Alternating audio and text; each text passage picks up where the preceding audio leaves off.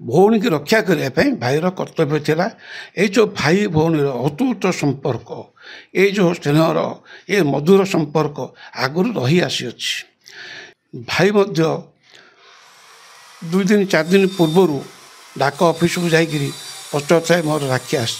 नमस्कार मु रवींद्र आपन को के न्यूज ओडिशा को स्वागत जनाऊँ। दर्शक बंधु राखी पूर्णिमा भाई अपेक्षा करिथाए भौणीटीए केतेबेले राखीटीए पठेब किंबा आखपाखरे थिले भौणीटी आसी भाई हाथ में राखीटीए बांधिदेव। सेतिपाई एही प्रथा बहु पुरातन काल रही आसी। तेबे राखी पूर्णमी रे डाक विभाग मध्य अनेक गुरुत्व रही आसतिला। कारण जेतेबेले एही डिजिटल जमाना नथिला सेतेबेले डाकघर उपरे भाईटीए निर्भर करुथिला भौणीर राखी को। सेतिपाई तो कहा जाए जे डाकघर सेतेबेले अनेकों सहारा पलटिला। से संपर्क में आलोचना करबा आम सहित जोड़ी होती गंजाम जिला सानखेमुंडी ब्लॉक मोला भणुजार अवसर प्राप्त पोस्टमास्टर श्रीजुक्त प्रताप चंद्र पंडा। आपन को के न्यूज ओडिशा को स्वागत जनइबी। कहतु जे जेमिति कहा जाए जे पूर्वर डाकघर उपरे राखी पूर्णमी समय भिड़ होता राखीटी आसो भौणी पठे भाई पाखक केमती थिला से समय रे भाईर अपेक्षा थिला भौणीर राखी को। से राखीटी डाक विभाग जरिया आसुए एवं पोस्टमैन आनिक राखीटे देउथाए भाई को।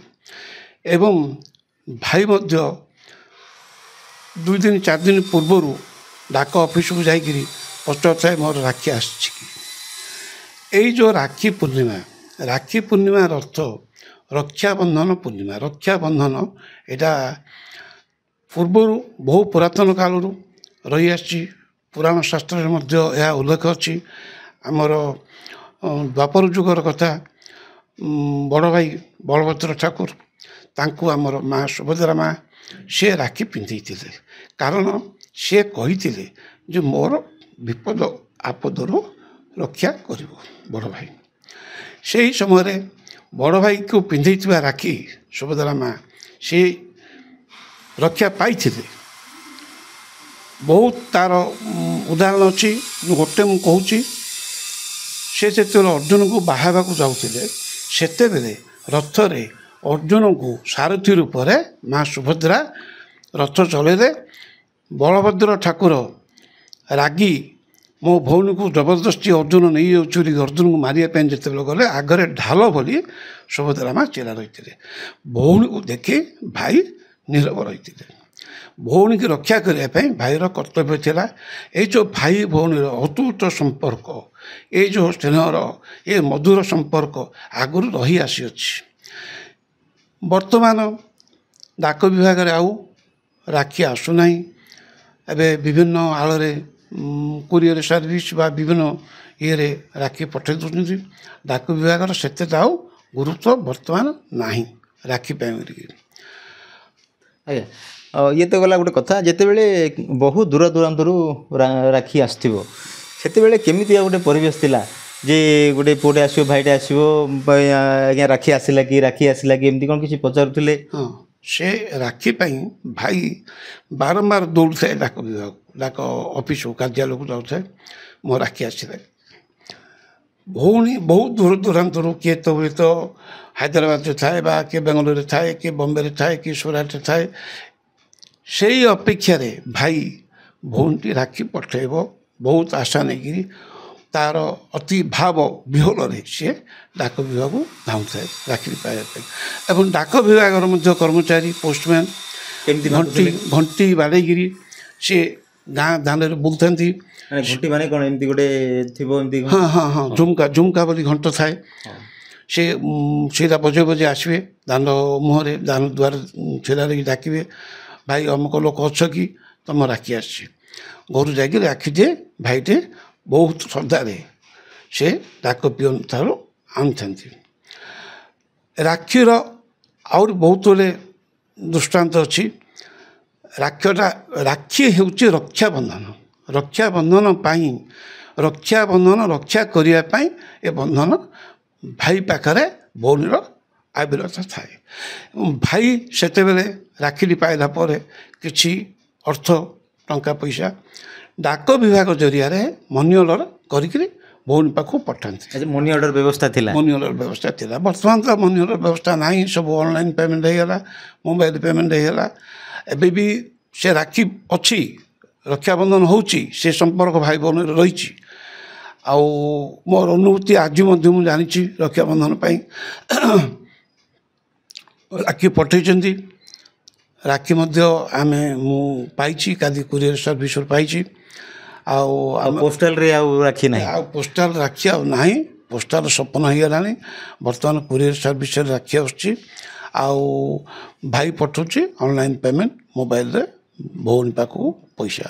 ଆଉ ପଇସା ମନି ଅର୍ଡ଼ର ମଧ୍ୟ ନାହିଁ, ଆଉ ଯାହାକି ବନ୍ଦ ହେଇଗଲାଣି। ମନି ଅର୍ଡ଼ର ଆଉ ନାହିଁ ଏବେ। ଆଉ ରେଜିଷ୍ଟ୍ରି ପୋଷ୍ଟ ନାହିଁ। ରାକ୍ଷୀ ସବୁବେଳେ ରେଜିଷ୍ଟ୍ରି ପୋଷ୍ଟ ଅର୍ଡ଼ିନାରୀ କେତେ ଆସେ, କେତେ ରେଜିଷ୍ଟ୍ରି ପୋଷ୍ଟ ହେଇକି ଆସେ। ଆଗକାଳରୁ ମୁଁ ଜାଣିଛି, ମୁଁ 36 ବର୍ଷ ପୋଷ୍ଟ ମାଷ୍ଟର ଚାକିରି କଲି। 18/12/2021 ମସିହାରେ ମୁଁ ଅବସର ନେଲି। 36 ବର୍ଷ ଚାକିରି କାଳ ମଧ୍ୟରେ ବହୁତ ରାକ୍ଷୀ ମୁଁ ଆସିବାର ଆମର ଅଫିସକୁ ଜାଣିଛି। ରେଜିଷ୍ଟ୍ରି ଡାକ ଜରିଆରେ ଆସେ, ଆଉ ଅର୍ଡ଼ିନାରୀ ମଧ୍ୟ ରାକ୍ଷୀ ଆସେ, ବହୁ ରାକ୍ଷୀ ଆସେ, ରାକ୍ଷୀ ବଣ୍ଟନ କରାଯାଉଥାଏ। ବର୍ତ୍ତମାନ ମୁଁ ଅବସର ନେଇଛି, କିନ୍ତୁ ମୁଁ ଦେଖୁଛି ପୋଷ୍ଟ ଅଫିସକୁ ଯାଉଛି ମଧ୍ୟ, ଆଉ ରାକ୍ଷୀ ଆସୁନି। ଗତକାଲି ରାକ୍ଷୀ ଆସିଛି ଆମ ଘରକୁ, କୋରିଅର ସର୍ଭିସରେ ଆସିଛି। ଆଜ୍ଞା ଆଉ ଗୋଟେ କଥା ଯେ ଆଗର ରାକ୍ଷୀ ଆପଣ ତ ଦେଖିଥିବେ ଏବଂ ଜାଣିଥିବେ, ବହୁତ ବଡ଼ ବଡ଼ ପକେଟ୍ ହେଇ ବୋଧେ ଆগে ଆସୁଥିଲା। ଆଗେ ବଡ଼ ବଡ଼ ରାକ୍ଷୀ ଆସୁଥିଲା ବୋଧେ। ଏବେକାର ରାକ୍ଷୀ ପୂର୍ବ ରାକ୍ଷୀ ଭିତରେ ଆପଣ ତ ଦେଖୁଛନ୍ତି, ବଜାର ବୁଲୁଛନ୍ତି, ଯେ ବର୍ତ୍ତମାନର ରାକ୍ଷୀ ଦେଖିବା, ପୂର୍ବର ରାକ୍ଷୀ ଦେଖିବା। ଆପଣ ବି ରାକ୍ଷୀ ବାନ୍ଧିଥିବେ ନିଶ୍ଚୟ, ଆପଣ ରାକ୍ଷୀ ବାନ୍ଧିଥିବେ। ତ ଆଗର ରାକ୍ଷୀ ଏବେର ରାକ୍ଷୀ ଭିତରେ ଏବେ ସବୁ ଷ୍ଟାଇଲ ମେଣ୍ଟେନ୍ ଯୁଗ ହେଇଗଲାଣି। ଅତି ସରୁ ଛୋଟ ଛୋଟ ଆକାରରେ ପଠାନ୍ତି। ବଡ଼ ବାନ୍ଧିବା ବଡ଼ ରାକ୍ଷୀ ଆଉ ନାହିଁ। ଗୋଟେ ହାତରେ ଏତେ ବଡ଼ ହାତ କଣ୍ଟା ଯେମିତି ଆଗେ ଥିଲା, ସେମିତି ହେଲେ ରାକ୍ଷୀ ଗୋଟେ ହାତରେ ବନ୍ଧାଯାଏ। ବର୍ତ୍ତମାନ ଅତି ସରୁ ଛୋଟ ଟାଇପ୍ରେ ରାକ୍ଷୀ ତିଆରି ହେଉଛି। ଆଉ ଯୁଗକୁ ଧରିକି ମଧ୍ୟ ଷ୍ଟାଇଲ ମେଣ୍ଟେନ୍ କରିବା ପାଇଁ ମଧ୍ୟ ରାକ୍ଷୀ ଏବେ ସବୁ ଅଲଗା ହେଇଗଲାଣି, ଅଲଗା ଢାଞ୍ଚାରେ ତିଆରି ହେଉଛି। ଆଗର ବାନ୍ଧିଥିଲେ ଆପଣଙ୍କର ଧର 3ଟା ଭଉଣୀ ଅଛନ୍ତି, 3ଟା ଭଉଣୀରେ ଗୋଟେ ବଡ଼ ବଡ଼ ରାକ୍ଷୀ, ହାତ ବନ୍ଧା, କଚି ବନ୍ଧା, ହାତ କଚି ବନ୍ଧା ହେଲେ ରାକ୍ଷୀ। ସେ ରାକ୍ଷୀ ଆଉ ଏବେ ଆଉ ଦେଖିବାକୁ ମିଳୁନି, ସେ ରାକ୍ଷୀ ନାହିଁ। ଅତି ସୋର ଛୋଟ ଛୋଟ ରାକ୍ଷୀ ବର୍ତ୍ତମାନ ପଠାଉଛନ୍ତି ଆମ ଘରକୁ ମଧ୍ୟ। ମୁଁ କାଲି କୋରିଅର ସର୍ଭିସରେ ଆସିଛି, ରାକ୍ଷୀ ମୁଁ ରଖିଛି। ଆଜ୍ଞା ଆଚ୍ଛା, ଇଏ ଯେଉଁ ପୂର୍ବର କଥା ଯେତେବେଳେ ରାକ୍ଷୀ ପୂର୍ଣ୍ଣମୀ କଥା ପଡ଼େ, ସେତେବେଳେ ଗୋଟେ ଗାଁ ପରିବେଶ ମଧ୍ୟ ଗୋଟେ ସୁନ୍ଦର ହେଉଥିଲା। କାହିଁକି ରାକ୍ଷୀ ଆସିବ ଏବଂ ସେଇ ଗାଁରେ କେତେ ଯେଉଁ ଭଉଣୀ ପାଖାପାଖି ଯେଉଁ ଲୋକମାନେ ଥିବେ, ପାଖାପାଖି ଯେଉଁ ଥିବେ, ଏମିତି ରାକ୍ଷୀ ବାନ୍ଧିବା ପାଇଁ ଯାଉଥିବେ ନିଶ୍ଚିତ ଭାବେ। ପୋଷ୍ଟ ଅଫିସ୍ ଅପେକ୍ଷା ଡାକ ତ ଆସିବ ରାକ୍ଷୀ, ୟା ସହିତ ଗାଁ ଗହଳିର ରାକ୍ଷୀ କେମିତି? ଗାଁ ଗହଳିରେ ମଧ୍ୟ ପାଖାପାଖ ନିକଟକୁ ଭଉଣୀ ଯାଏ ଭାଇ ପାଖକୁ, ଭଉଣୀ ଭାଇ ପାଖକୁ ଯାଏ, ଯାଇକିରି ରାକ୍ଷୀ ବାନ୍ଧିକିରି ଆସେ। ସେଇ ସମ୍ପର୍କଟା ବର୍ତ୍ତମାନ ମଧ୍ୟ ରହିଛି। ସେଇ ଅତୁଟ ସମ୍ପର୍କ ଭାଇ ଭଉଣୀ ରହିଛି, ରହିବ। ଭାଇ ଭଉଣୀ ସମ୍ପର୍କ କଟିପାରିବନି। ବର୍ତ୍ତମାନ ମଧ୍ୟ ମୋର ଆଜିର କଥା, ଗୋଟେ ଦିନ, କାଲି ଗୋଟେ ଦିନରେ 3 ଭାଇକି ରାକ୍ଷୀ ବାନ୍ଧିବାଟା ଅଲଗା ଅଲଗା ଜାଗାରେ ରହୁଛନ୍ତି ବୋଲିକିରି, ଆଉ ଆଜି ଯାଇଛି ମଧ୍ୟ ରାକ୍ଷୀ ବାନ୍ଧିବା ପାଇଁ ଯାଇଛନ୍ତି। ଆଜି ଆମ ଘରୁ ମଧ୍ୟ ଆମ ବୋହୂ ପିଲାଟି ଯାଇଛି ରାକ୍ଷୀ ବାନ୍ଧିବା ପାଇଁ। ଦିଗପହଣ୍ଡି ରାକ୍ଷୀ ବାନ୍ଧିକି ଆସିବ। କାଲି ତା'ର ନିଜ ଭାଇକି ବାନ୍ଧିବ, ଆଜି କକା ପୁଅ ଭାଇକି ବାନ୍ଧିବ, କାଲି ନିଜ ଭାଇକି ବାନ୍ଧିବ। ଆଉ ଏ ପ୍ରଥା ରହିଛି, ରହିବ। ଏଇଟା ପୂର୍ବ କାଳରୁ, ଦ୍ୱାପର ଯୁଗରୁ ମୁଁ ଶୁଣି ଆଣିଛି, ଶାସ୍ତ୍ର ମହାଭାରତ ବି ଶୁଣିଛି। ଆଉ ରାକ୍ଷୀ ବନ୍ଧନଟା ପୂର୍ବ କାଳରୁ ରହିଆସିଛି।